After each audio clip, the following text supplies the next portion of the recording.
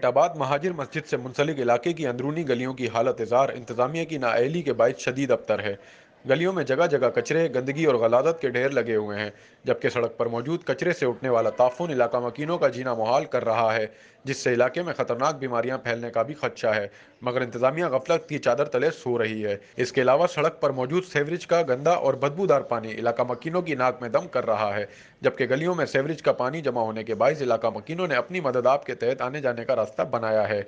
मगर इंतजामिया इलाका मकीनों को इसी हालत में छोड़कर खुद मंजर से किनारा कशी इख्तियार कर चुकी है, जबकि गंदा और आलूदा माहौल इंसानी सेहत के लिए इंतहाई मुज़िर साबित हो सकता है।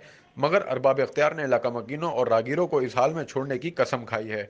इलाका मकीनों और रागीरों ने ज़िला इंतजामिया से पुरजोर अपील की है कि जल्द मसाइल पर नज़रसानी की जाए ताकि मुश्किलात में कमी आ सके।